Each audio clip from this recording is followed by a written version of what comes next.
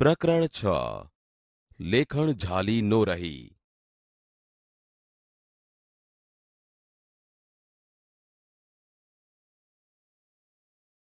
લેખક પરિચય.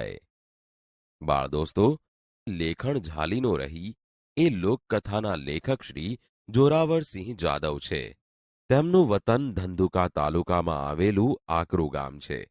તેમનો જન્મ 10મી જાન્યુઆરી 1940માં થયો હતો.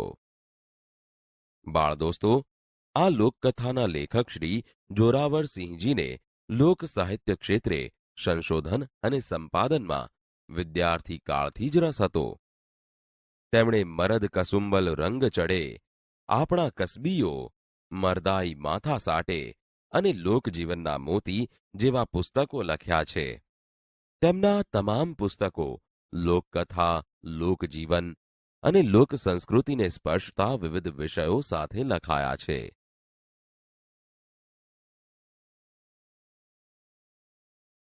પાઠનું શ્રવણ. ગુજરાત અને સૌરાષ્ટ્રના સીમાડાને અડીને ભાલ અને કનેર પંથક પાઘડીપને પથરાયેલા છે. કુદરતની અમી દ્રષ્ટિ ઓછી હોવાને કારણે એના માટે આદિકાળથી એક કહેવત કહેવાતી આવી છે: કપાળમાં ઉગે વાળ તો ભાલમાં ઉગે ઝાડ. આવી ઝાડપાન વિનાની વેરાન ધરતીને માથે કબૂતરના માળા જેવું નાનું એવું ગામડું ગામ છે. ગામમાં રાજપૂત, દરબાર, કણબી, ભરવાડ અને વસવાયા વર્ણના 501 ખોરડા છે. 2 ખોરડા વાણિયા અને બ્રાહ્મણના છે. ઉનાળો ધરતી પરથી ઉચાળા ભરવા માંડે, ચોમાસાના પગરણ મંડાય અને ભારે વરસાદ તથા વાજળીથી ગાડા માર્ગ બંધ થઈ જાય છે.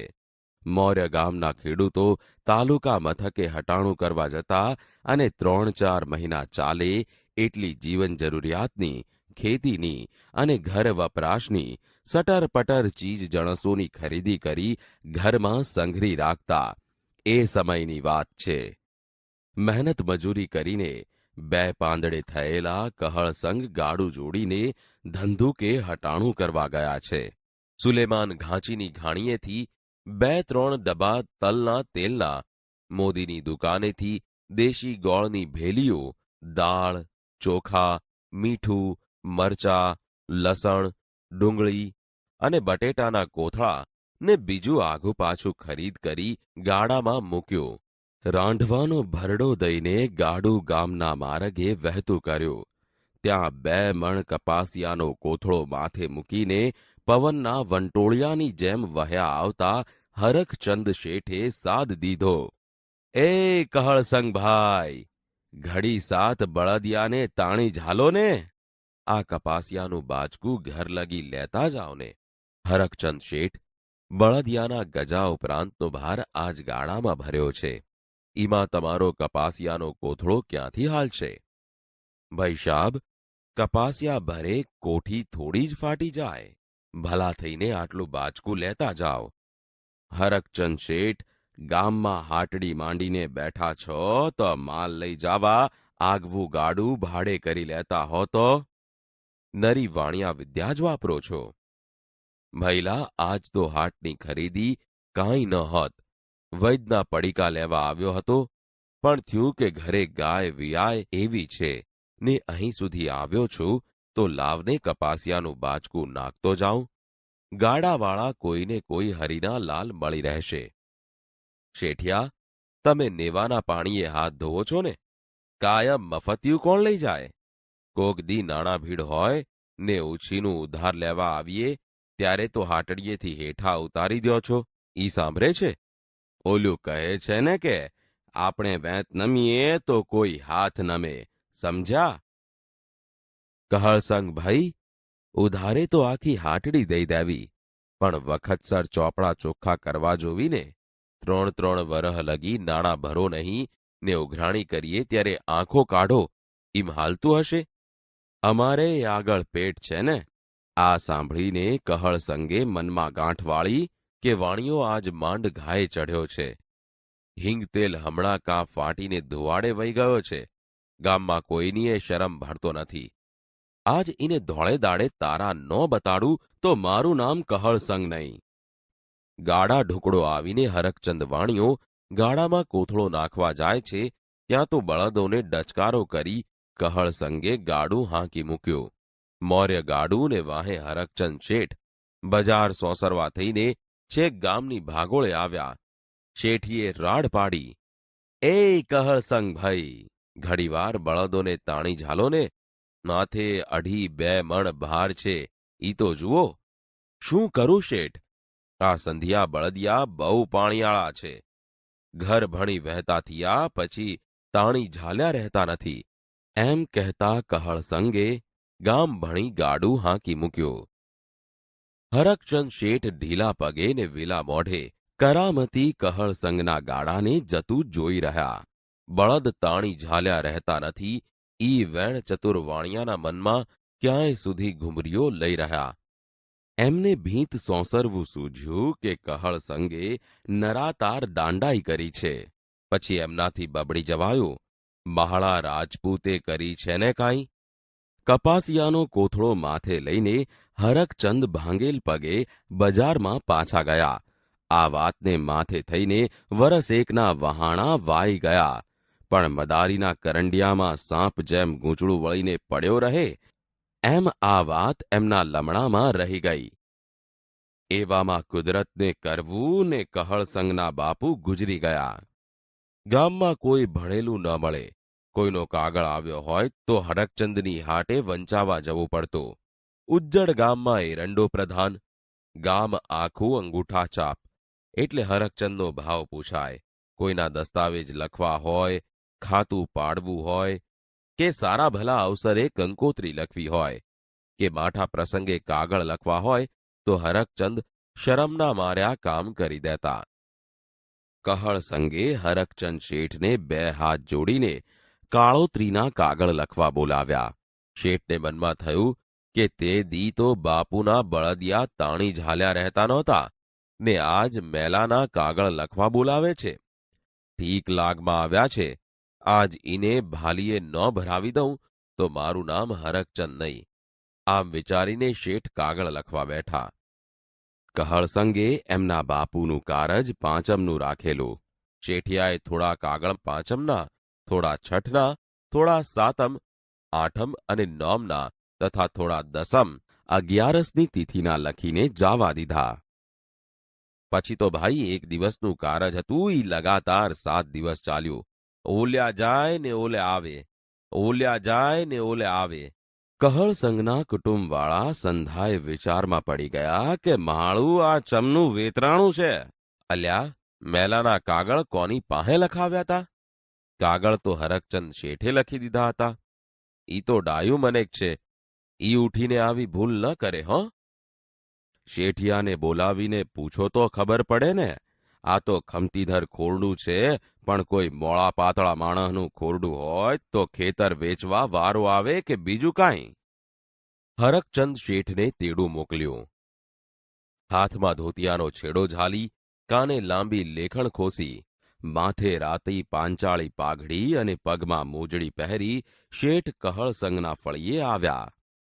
સૌ પૂછવા લાગ્યા, "હરકચંદભાઈ, આ ચમનું બફાણું છે?" શેઠિયાએ ઠાવકું મોં કરી માંડીને વાત કરી. "સાંભળો ભાઈઓ, વરદી મૌર્યની વાત છે. કહળસંગભાઈ ધંધુકે હટાણું કરી ગાડું લઈને ગામમાં આવતા હતા. ઈ વખતે બજાર સોસરો હું કપાસિયાનો કોથળો લઈને ઈમના ગાડામાં મૂકવા ગયો તે દી ઈમના પાણીયાળા સંધિયા બળદો ઝાલ્યા નહોતા રહ્યા. ઈમના બાપુના કારજ ટાણે કાગળ લખતા લખતા મારી લેખણ ઝાલી ન રહી. બહુ તાણી ઝાલી ખમ માને તો ને." વાત ડાહ્યા અનુભવીએ કહ્યું, "હરકચંદ શેઠ, મૃત્યુ તો વહેલું મોડું સૌ કોઈનું આવવાનું છે, પણ મોતનો મલાજો જાળવવામાં આપણી માણસાઈ છે." એ પછી સંધાએ કહળસંગને પણ ઠપકો આપ્યો. શરમની મારી એમની આંખો ભોં ખોતરવા માંડી. વાઢ્ય કાન ને આવે શાન. તે દીથી કહળસંગની અક્કલનું તાળું ઉઘડી ગયું. આજની ઘડી એ કાલનો દી.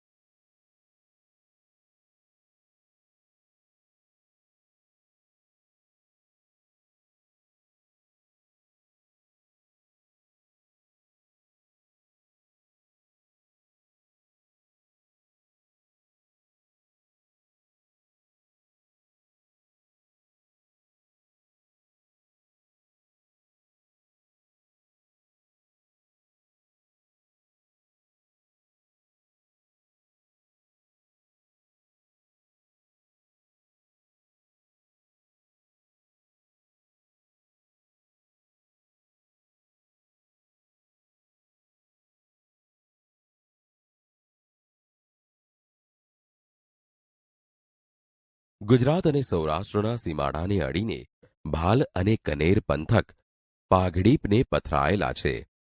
કુદરતની અમી દ્રષ્ટિ ઓછી હોવાને કારણે એના માટે આદિકાળથી એક કહેવત કહેવાતી આવી છે: કપાળમાં ઉગે વાળ તો ભાલમાં ઉગે ઝાડ. એટલે કે ભાલ પ્રદેશમાં વરસાદ ઓછો અને જમીનની વિશેષતાને કારણે જેમ કપાળમાં વાળ ઉગતા નથી, તેમ ભાલમાં ઝાડ જોવા મળતા નથી. આવી ઝાડપાન વિનાની વેરાન એટલે કે સાવ ઉજ્જડ ધરતીને માથે કબૂતરના માળા જેવું નાનું એવું ગામડું ગામ છે. ગામમાં રાજપૂત, દરબાર, કણબી, ભરવાડ અને વસવાયા વરણના 501 ખોરડા છે. ખોરડા એટલે ઘર. અહીં ગામમાં જુદી જુદી જ્ઞાતિના લોકો રહેતા હતા. 2-1 ખોરડા વાણિયા બ્રાહ્મણના છે. ઉનાળો ધરતી પરથી ઉચાળા ભરવા માંડે, ચોમાસાના પગરણ મંડાય અને ભારે વરસાદ તથા વાજળીથી ગાડા માર્ગ બંધ થઈ જાય છે. બાળદોસ્તો, અહીં લેખકે ઉનાળો ધરતી પરથી ઉચાળા ભરવા માંડે અને વાજળીથી ગાડા માર્ગ બંધ થઈ જાય એમ કહી બતાવીને લોક સાહિત્યનો સુંદર પ્રયોગ કર્યો છે. લેખક કહે છે, ઉનાળો જાય છે અને ચોમાસું આવે છે ત્યારે વાજળીથી ગાડા માર્ગ બંધ થઈ જાય છે. મૌર્ય ગામના ખેડૂતો તાલુકા મથકે હટાણું કરવા જતા અને 3-4 મહિના ચાલે એટલી જીવન જરૂરિયાતની, ખેતીની અને ઘર વપરાશની સટર-પટર ચીજ જણસોની ખરીદી કરી ઘરમાં સંઘરી રાખતા એ સમયની વાત છે. મહેનત મજૂરી કરી 2 પાંદડે થયેલા કહળસંગ ગાડું જોડીને ધંધુકે હટાણું કરવા ગયા છે. સુલેમાન ઘાંચીની ઘાણીએથી 2-3 ડબ્બા તલના તેલના, મોદીની દુકાનેથી દેશી ગોળની ભેલીયું, દાળ, ચોખા, મીઠું, મરચાં, લસણ, ડુંગળી અને બટેટાના કોથળા ને બીજું આઘું પાછું ખરીદ કરી ગાડામાં મૂક્યું. રાંઢવાનો ભરડો દઈને ગાડું ગામના માર્ગે વહેતું કર્યું. ત્યાં 2 મણ કપાસિયાનો કોથળો માથે મૂકીને પવનના વંટોળિયાની જેમ વહ્યા આવતા હરકચંદ શેઠે સાદ દીધો. એ કહળસંગભાઈ, ગડી 7 બળદિયાને તાણી ઝાલો ને, આ કપાસિયાનું બાચકું ઘર લગી લેતા જાવ ને. હરકચંદ શેઠ, બળદિયાના ગજા ઉપરાંતનો ભાર ગાડામાં ભર્યો છે. ઈમાં તમારો કપાસિયાનો કોથળો ક્યાંથી હાલશે? ભાઈ સાબ, કપાસિયા ભરે કોઠી થોડી જ ફાટી જાય. ભલા થઈને આટલું બાચકું લેતા જાવ. હરકચંદ શેઠ, ગામમાં હાટડી માંડીને બેઠા છો તો માલ લઈ જવા આગવું ગાડું ભાડે કરી લેતા હો તો નરી વાણિયા વિદ્યા જ વાપરો છો. ભઈલા, આજ તો હાટની ખરીદી કાંઈ નહોતી. વૈદના પડીકા લેવા આવ્યો હતો, પણ થયું કે ઘરે ગાય વિયાય એવી છે ને અહીં સુધી આવ્યો છું તો લાવને કપાસિયાનું બાચકું નાખતો જાવ. ગાડાવાળા કોઈને કોઈ હરીના લાલ મળી રહેશે. શેઠિયા, તમે નેવાના પાણીએ હાથ ધોવો છો ને? કાયમ મફત્યું કોણ લઈ જાય? કોક દી નાણાં ભીડ હોય ને ઉછીનું ઉધાર લેવા આવીએ ત્યારે તો હાટડીએથી હેઠા ઉતારી દો છો. ઈ સાંભળે છે? ઓલું કહે છે ને કે આપણે વહેત નમીએ તો કોક હાથ નમે. સમજ્યા? કહળસંગ ભાઈ, ઉધાર તો આખી હાટડી દઈ દેવી, પણ વખતસર ચોપડા ચોખા કરવા જોવી ને. 3-3 વરહ લગી નાણાં ભરો નહીં ને ઓઘરાણી કરીએ ત્યારે આંખો કાઢો એમ હાલતું હશે. અમારે આગળ પેટ છે ને. આ સાંભળીને કહળસંગે મનમાં ગાંઠ વાળી કે વાણિયો આજ માંડ ઘાએ ચઢ્યો છે. હિંગ તેલ હમણાકા ફાટીને ધુવાડે વહી ગયો છે. ગામમાં કોઈનીએ શરમ ભરતો નથી. આજ એને ધોળે દાડે તારા ન બતાડું તો મારું નામ કહળસંગ નહીં. ગાડા ઢૂંકડો આવીને હરકચંદ વાણિયો ગાડામાં કોથળો નાખવા જાય છે ત્યાં તો બળદોને ડચકારો કરી કહળસંગે ગાડું હાંકી મૂક્યું.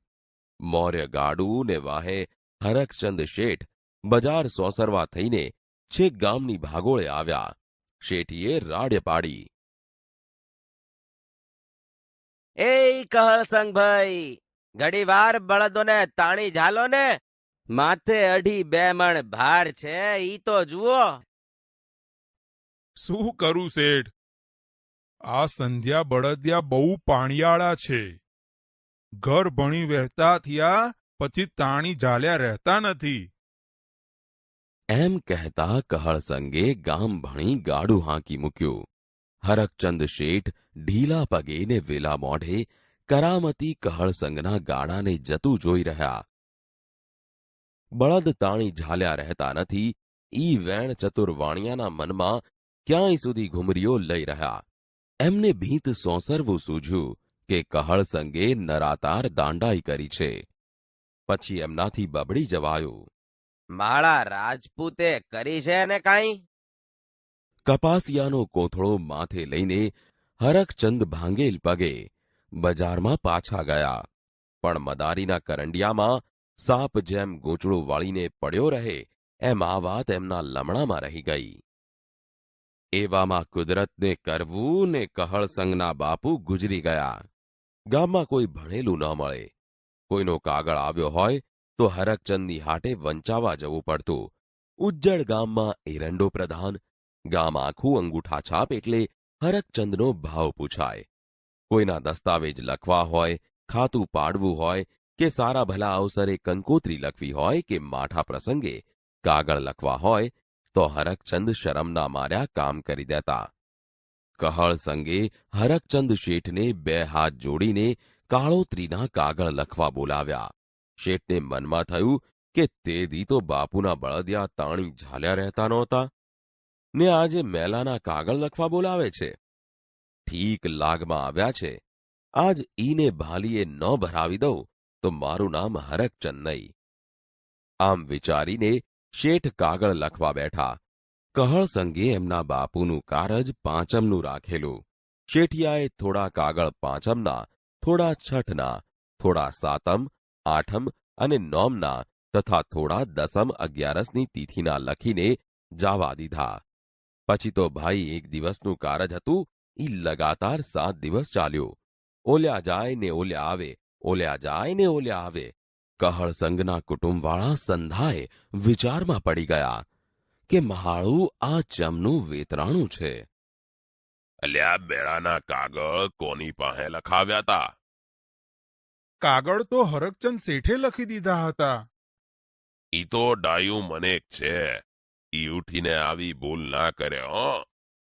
શેઠિયાને બોલાવીને પૂછો તો ખબર પડે ને. આ તો ખમતીદર ખોરડું છે. પણ કોઈ મોડા પાતળા માણસનું ખોરડું હોય તો ખેતર વેચવા વારો આવે કે બીજું કાંઈ. હરકચંદ શેઠને તેડું મોકલ્યું. હાથમાં ધોતિયાનો છેડો ઝાલી, કાને લાંબી લેખણ ખોસી, માથે રાતી પાંચાળી પાઘડી અને પગમાં મોજડી પહેરી શેઠ કહળસંગના ફળિયે આવ્યા. સૌ પૂછવા લાગ્યા. હરકચંદભાઈ, આ ચમનું બફાણું છે? શેઠિયાએ ઠાવકું મોં કરી માંડીને વાત કરી. સાંભળો ભાઈઓ, વરદી મૌર્યની વાત છે.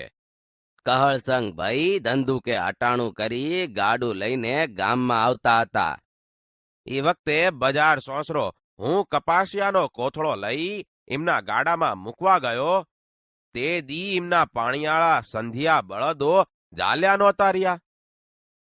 એમના બાપુના કારજ ટાણે કાગળ લખતા લખતા મારી લેખણ ઝાલી ન રહી. બહુ તાણી ઝાલી ખમ માને તો ને. હરકચંદ શેઠ, મૃત્યુ તો વહેલું મોડું સૌ કોઈનું આવવાનું છે, પણ મોતનો મલાજો જાળવવામાં આપણી માણસાઈ છે. એ પછી સંધાએ કહળસંગને પણ ઠપકો આપ્યો. શરમની મારી એમની આંખો ભોં ખોતરવા માંડી. વાઢ્ય કાન ને આવે શાન. તે દીથી કહળસંગની અક્કલનું તાળું ઉઘડી ગયું. આજની ઘડી ને કાલનો દી. બાળ દોસ્તો, ભાષામાં વિરામ ચિહ્નોનું આગવું મહત્વ છે. ધોરણ 5માં તમે અલ્પવિરામ, પૂર્ણવિરામ, ઉદ્ગાર ચિહ્ન અને પ્રશ્નાર્થ ચિહ્ન વિશે જાણકારી મેળવી છે. અહીં આપણે અર્ધ વિરામ, ગુરુ વિરામ અને અવતરણ ચિહ્ન વિશે જાણીએ. બાળ દોસ્તો, અહીં ઉદાહરણોમાં અર્ધવિરામનો ઉપયોગ દર્શાવવામાં આવ્યો છે. તમે જોઈ શકો છો કે પહેલા ઉદાહરણમાં સારા છે અને ઈચ્છો વચ્ચે અર્ધવિરામ વપરાયું છે. વાક્ય જ્યાં પૂરું થાય છે ત્યાં કરો પછી પૂર્ણ વિરામ મૂકવામાં આવ્યું છે. હવે તમે બીજા ઉદાહરણમાં જુઓ. તેમાં જવાયું પછી અર્ધવિરામ અને વાક્યને અંતે ઉદ્ગાર ચિહ્ન મૂકવામાં આવ્યું છે. બાળ દોસ્તો, ત્રીજા વાક્યમાં બંને વિરામ ચિહ્નો ક્યાં ક્યાં આવેલા છે? તમે જ કહો. જુઓ, ગયું પછી અર્ધવિરામ અને નીરવતા પછી પૂર્ણવિરામ મૂકવામાં આવ્યું છે. તમને સમજાશે કે જે વાક્યખંડોમાં અલ્પવિરામનો ઉપયોગ થઈ ચૂક્યો હોય તેવા વાક્યખંડોને જોડવા માટે અર્ધવિરામનો ઉપયોગ થાય છે. બીજી રીતે કહીએ તો આવા વાક્યો બોલતી વખતે કે મોટેથી વાંચતી વખતે દરેક વાક્યખંડમાંના અલ્પવિરામ પાસે તમે અટકો. જે અટકવું ભાગ્યે જ અટકવું કહેવાય. તેના પ્રમાણમાં અર્ધવિરામના ચિહ્ન પાસે વધારે અટકવું પડે છે. બાળ દોસ્તો, બોલચાલમાં આ બાબત તરફ આપણું ધ્યાન ભાગ્યે જ જાય છે. પરંતુ સામાન્ય રીતે લેખનની લાક્ષણિકતા છે એમ કહી શકાય. બાળ દોસ્તો, અહીં આપવામાં આવેલા 2 ઉદાહરણ જુઓ. પહેલું ઉદાહરણ છે, એના માટે. જૂના કાળથી એક કહેવત કહેવાતી આવી છે, કપાળમાં ઉગે વાળ તો ભાલમાં ઉગે ઝાડ.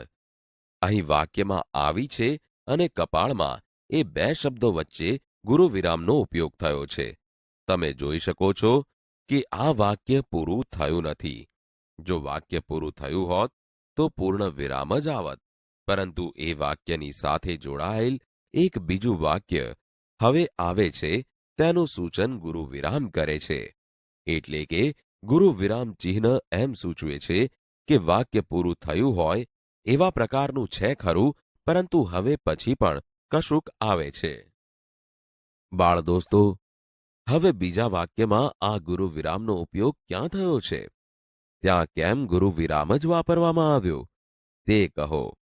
બાળ દોસ્તો, અહીં આપવામાં આવેલા 2 ઉદાહરણો જુઓ. પહેલું ઉદાહરણ છે, એ કહળસંગ ભાઈ, ઘડી 7 બળદિયાને તાણી ઝાલો ને.